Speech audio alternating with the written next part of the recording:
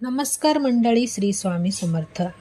स्वागत आहे तुमची माझी या यूट्यूब चॅनलमध्ये. आजचा दिवस तुम्हाला खूप छान सुखाच्या आनंदाच्या जावो हीच मी स्वामींच्या चरणी प्रार्थने करते आणि आज या नवीन व्हिडिओला सुरुवात करते.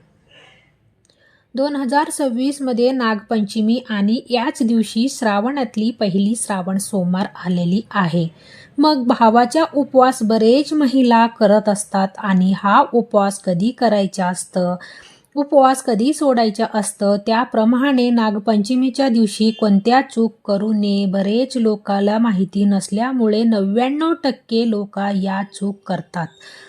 त्याच्याप्रमाणे नागपंचमी ही 2026 मध्ये सोमवारी 17 ऑगस्ट या दिवशी आलेली आहे आणि श्रावणातली पहिली श्रावण सोमवार देखील 17 ऑगस्ट याच दिवशी आलेली आहे. मग बघा, श्रावण महिना म्हटलं की भगवान महादेवांच्या भक्ती, सोमवाराच्या उपवास, शिवलिंगाच्या पूजा आणि अनेक सण उत्सवाच्या सुरुवात होतं आणि या श्रावण महिन्यात येणारा हा अतिशय महत्त्वाची सण म्हणजे नागपंचमी. पण या वर्षी म्हणजेच 2026 मध्ये नागपंचमी आणि श्रावण सोमवार एकच दिवशी आलेली आहे. 17 ऑगस्ट 2026 सोमवार रोजी नागपंचमी आहे आणि त्याच दिवशी श्रावणातली सोमवारच्या व्रतही आहे. म्हणून अनेकांच्या मनात प्रश्न आहेत. अनेकांच्या मनात असे प्रश्न आहे की नागपंचमीचा उपवास कसं करायचा, श्रावण सोमवारचा उपवास वेगळे करायचे का, दोन्ही उपवास एकत्र करायचे का, भावासाठी केलं जाणारे उपवास नेमकी कधी करायची, नागपंचमीची पूजा आधी करायची का, महादेवांची पूजा आधी करायची का, हाच सर्व विषयांची माहिती आपण आजच्या व्हिडिओमध्ये पाहणार आहोत. तेव्हा व्हिडिओ कुठेही स्किप न करता संपूर्ण बघा. जर माझ्या चॅनलवर नवीन असेल तर चॅनलला सबस्क्राईब करा. व्हिडिओ पाहण्यासाठी बेल आयकॉनलाही प्रेस करा. बाजूला बेल आयकॉनलाही प्रेस करा. कमेंट बॉक्समध्ये ओम नमः शिवाय श्री स्वामी समर्थ लिहायला विसरू नका. चला तर मग आजचा हा व्हिडिओ सुरुवात करूया. सर्वांना प्रथम म्हणजे 2026 मध्ये नागपंचमी आणि 17 ऑगस्ट वार सोमवार याच दिवशी आलेली आहे आणि याच दिवशी श्रावण सोमवार आलेली आहे. बघा, नागपंचमी पूजा देखील आपल्याला याच दिवशी करायची आहे आणि महादेवांची पूजा देखील आपल्याला याच दिवशी करायची आहे. 6 मध्ये 2026 मध्ये श्रावण सोमवार एकत्र असल्यामुळे हा दिवस भक्तांसाठी विशेष मानला जाणार आहे. अतिशय अद्भुत असा हा दिवस, हा योग आहे आणि म्हणूनच आपल्याला हा दिवस आपल्याला या दोनही पूजा करायची आहे. आता सर्वात महत्त्वाच्या म्हणजे आपण या दिवशी या दोन्ही पूजा वेगळे करायची का. सगळ्यात आधी म्हणजे आपण या दिवशी या दोन्ही पूजांच्या वेगवेगळे उपवास करायची का, तर नाही, आपण एकत्र उपवास करू शकतो. श्रावण सोमवार हा भगवान शिवांची उपासनेसाठी महत्त्वाचा असतं आणि नागपंचमी नागदेवतांच्या पूजा करण्यासाठी महत्त्वाचं असतं. या दिवशी आपण नागदेवता आणि भगवान शिव यांच्या धार्मिक नातेही आपल्या परंपरेत विशेष आहे. त्यामुळे या दिवशी शिवपूजा आणि नागपूजा दोन्ही करणे ही सुंदर अद्भुत आहे.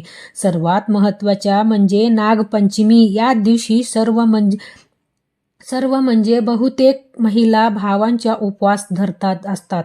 आता हा भावाचा उपवास कसा हा करायचा असतं, बहुतेक जण म्हणजे बघा पहिलेच पूर्वची पद्धती अनुसार भावाचा उपवास हा नागपंचमीच्या आदल्या दिवशी केला जातं आणि हा उपवास दुसऱ्या दिवशी नागपंचमी पूजा झाल्यानंतर हा उपवास सोडायचा असतं. बरेच ठिकाणी हा उपवास नागपंचमीच्या दिवशी केला जातं आणि नागदेवतांची पूजा करून नैवेद्य दाखवून झाल्यानंतर हा उपवास सोडायचा असतं. आता ही पद्धत बघा, ही पद्धत कुठल्या शास्त्र अनुसार नाही, तर ही पद्धत आपल्या आपल्या परंपरेनुसार आहे.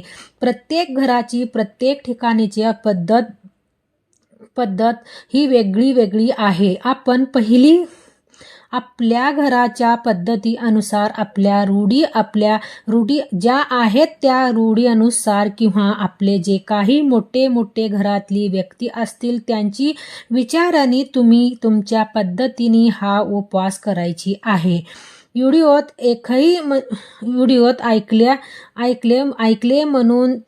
ऐकले म्हणून तसं करू नका. तुमची घराच्या पूर्वपासून जे पद्धत चालू आहे, तुमच्या घरात जे काही आदल्या दिवशी उपवास करायची पद्धत असेल तर आदल्या दिवशी तुम्ही उपवास करायची आहे.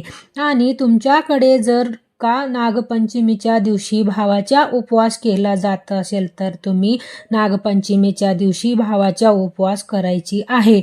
आता ज्यांना आदल्या दिवशी उपवास करायची आहे त्यांनी रविवार 16 ऑगस्टला हा भावाचा उपवास संपूर्ण दिवसभर धरायची आहे. आणि दुसऱ्या दिवशी हा उपवास तुम्हाला नागदेवतांच्या पूजा झाल्यावर सोडायची आहे.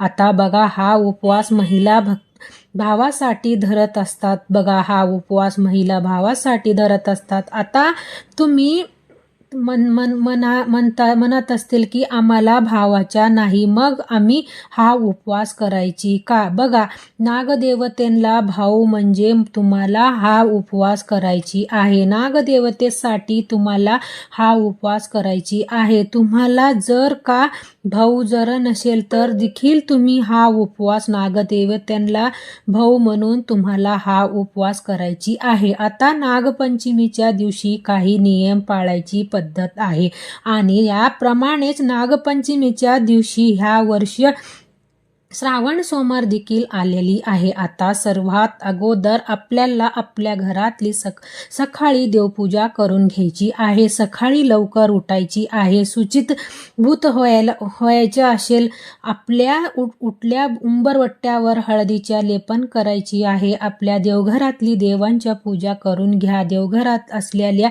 महादेवांच्या शिवलिंगावर आपल्याला पाण्याने अभिषेक करून पंचामृताने अभिषेक करून ओम नमः शिवाय हा मंत्र म्हणून तुम्हाला पूजा करून घ्यायची आहे. महादेवांना पांढरा भस्म, पांढरा फुलं, धोत्र्यांची फळ, बेलाचे पान अर्पण करायची आहे. महादेवांना नमस्कार करायची आहे आणि हात जोडून आपल्याला प्रार्थना करायची आहे. आज मी श्रावण सोमवार आणि नागपंचमीच्या निमित्ताने श्रद्धेने पूजा करत आहे.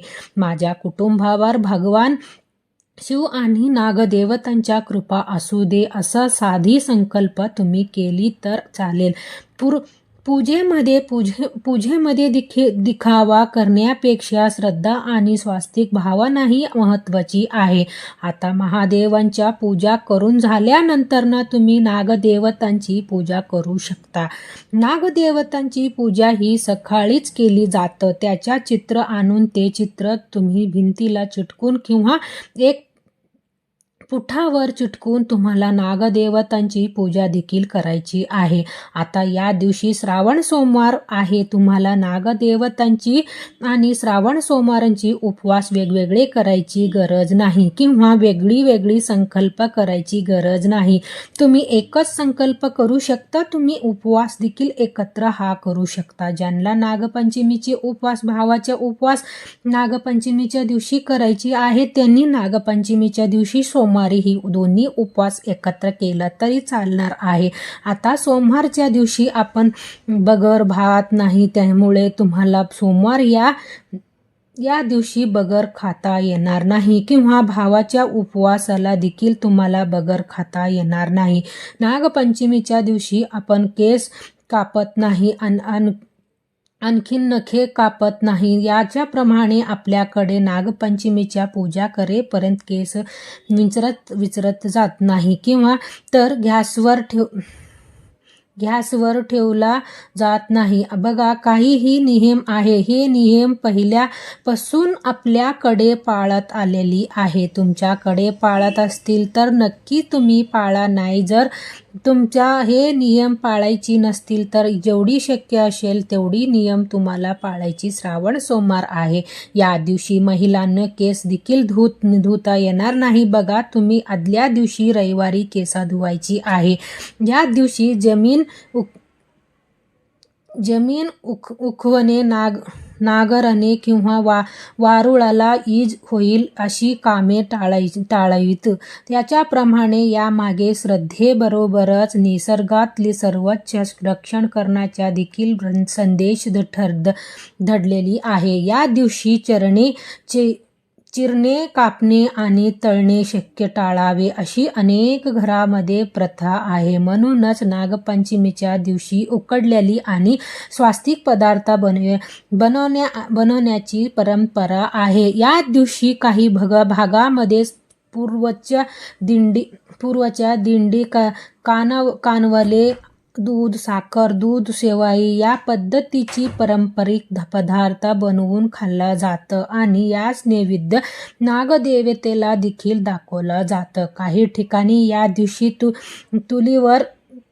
चुलीवर तवा ठेवत नाही अशी देखील परंपरा आहे. याच्याप्रमाणे काही ठिकाणी आदल्या दिवशी जास्तीचे स्वयंपाक केलं जातं किंवा जे पदार्थ 2 दिवस टिकतं ती बनवलं जातं आणि ती नागपंचमीच्या दिवशी खाल्ला जातं. हा भावाचा उपवास महिला आपल्या भावासाठी आवर्जून करत असतात. भावाला दीर्घ आयुष्य प्राप्त व्हावा, भावाचे संरक्षण हवा या हेतूने हा उपवास केला जातं आणि म्हणूनच महिलांनो आवर्जून आपल्या भावाच्या संरक्षण हा उपवास करायची आहे. नागपंचमी हा दिवस नागदेवतांच्या पूजासाठी समर्पित आहे.